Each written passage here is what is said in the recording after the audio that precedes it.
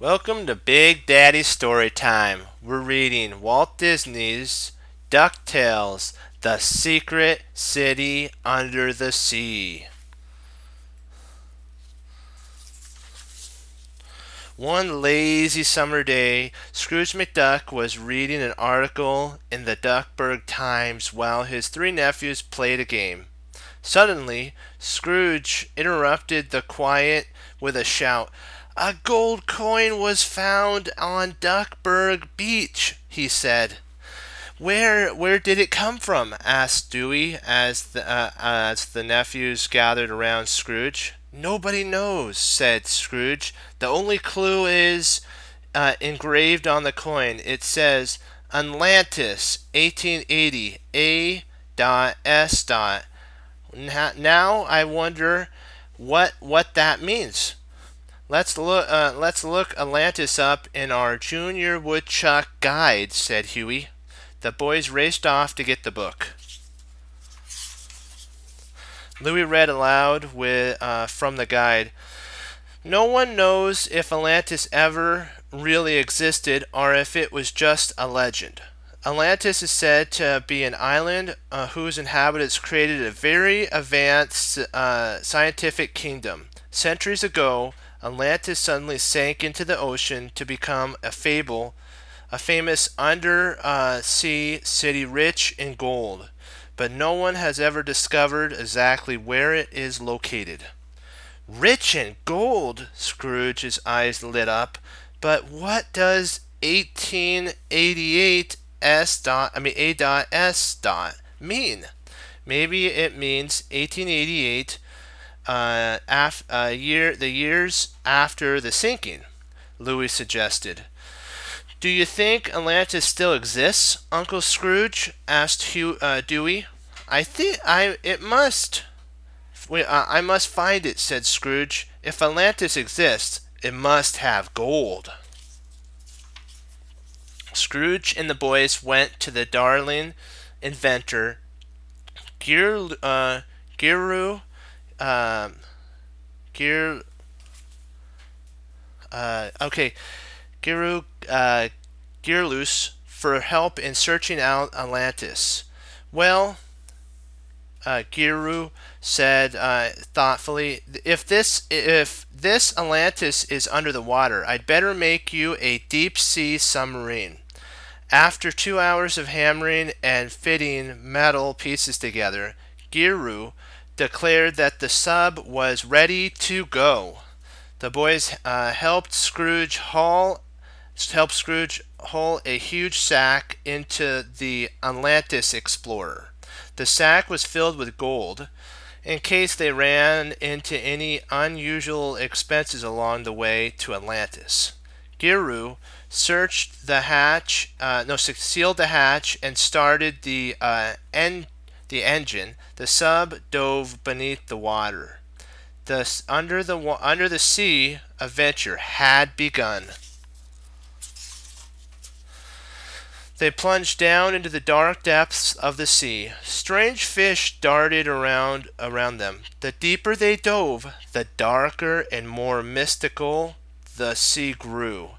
Turn on the spotlight," Scrooge said to Gyros. Ah," said Guru as he snapped on the spotlight control. Zap! Zap! Explosions burst out from the sub. Instead of a light bulb, Gyros had mistakenly put a laser into the spotlight. Its powerful beam was blowing up rocks and shells on the seabed. Gearloose quickly found the switch and turned it off. As the water cleared, the crew looked out the sub porthole and gasped.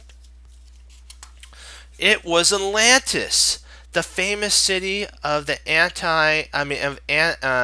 antistic legend, lay there glowing under a giant clear dome that rested on the sea floor. Inside the dome was a fantastic and glorious world. Gearloose Giru guided the sub into an airlock.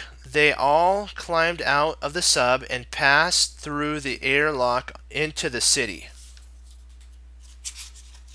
Scrooge ran ahead of the others. He saw glittering piles of gold all around. He rushed from one gold pile to another, shouting, "Gold! Genius gold!" Suddenly, two brutal ducks in uniforms commanded, "Surrender! All aliens, surrender!" said Scrooge as the two guards yanked him away from a pile of gold. "Why do we have to surrender?"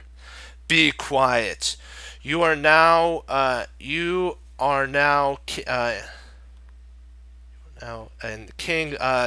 Aloud's prisoner," one guard said as he confiscated Scrooge's bag of gold. They were taken to King Aloud's palace. The king held up Scrooge's bag of gold. "You must have plenty more of these where you come from," he said to Scrooge. Scrooge refused to answer the king.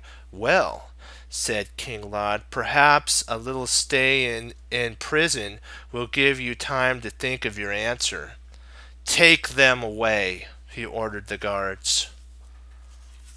The guards led the explorers to the basement of the palace. They opened a heavy door and locked the crew in a gloomy prison cell. "Let me apologize for the rude welcome," said an elderly duck sitting in a corner of the cell. "This never would happen when I was the king of Atlantis." "You were the king of Atlantis?" Huey asked. "Yes," said the elderly duck. "My name is King Gladwin." Then he told them the amazing history of his ancestral city under the sea. Thousands of years ago, King Gladwin began. Atlantis sank beneath the sea. Luckily, there were brilliant scientists who discovered a way to make artificial air by using pure gold and underwater elements. This machine here produces all the air for Atlantis. In order to maintain the air-making process, we Atlanteans must keep mining gold. King Gladwin continued. Only the king was trusted with the secret air-making formula. During my rule, a man named Aloud captured me one night and hid me in this cell. The Atlanteans thought I was dead. Lad said that he had the air-making formula, so they had to name him king. Then evil times began for Atlantis. Now King Lad makes everyone work harder and harder, searching for gold.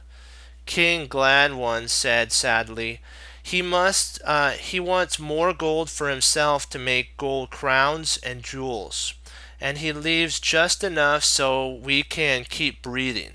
But I refuse to give him the secret formula, which is why he keeps me alive. I am the only person in the world who knows how to run this machine. "I wish we could help you," said Scrooge, "but there doesn't seem to be any way out of this place." "I know," said King Gladwin, "but I'm afraid King Lad will soon use up all the gold, and our city will be destroyed." Suddenly Scrooge had an idea. "Maybe Gearloose spotlight on the sub can help us," he said. "But it's not really a spotlight, Uncle Scrooge," said Louie. "It's a laser." "Yes," said Scrooge, "but King Lad doesn't know that." Then Scrooge banged on the door and called for the guards. Let King Lad tell King Lad that I am ready to get the gold he wants," Scrooge said. The guards relayed the message to King Lad, and then they returned for Scrooge. "You may go and get your gold," the guard said. But the rest of your crew shall remain here as hostages until you return. Scrooge guided the sub out of the airlock. As soon as the sub was in the water, Scrooge switched on the laser. He aimed it. Its penetrating beam on the giant dome until Atlantis, on the giant dome over Atlantis. Zap, zap! The beam burned a hole in the dome. The dome is leaking! Cried the Atlanteans. Everyone panicked and began to run away. King Lad shouted, ordering his guards, try to stop the water from flooding the city.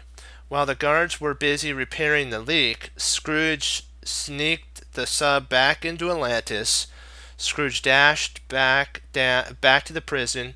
He found the key to the cell and opened the door, releasing Gearloose and the nephews and the great King Gladwin. Now we must capture King Laud and save the people of Atlantis, said Scrooge. Follow me, boys. As they walked towards the palace, the crowd went wild. Look, cried one. It's King Gladwin.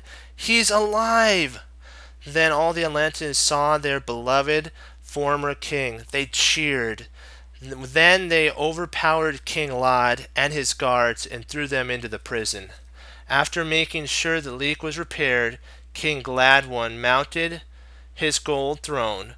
Now, how can I ever thank you? He asked Scrooge. With a big grin, Scrooge looked at the piles of gold nearby.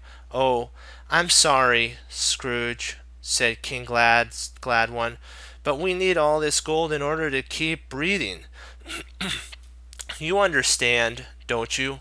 Scrooge nodded his head as his own bag of gold was returned to him. Back in Duckburg, Scrooge stared at his stack of gold. This is all I have to show for all that trouble, and it's the gold I already had. But we did have an exciting adventure, Uncle Scrooge, said Dewey.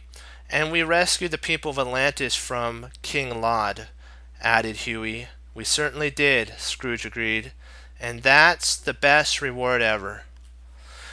So what we can take away from this is that, gold and precious stones, everything's great, but people are what matter in the end, and family.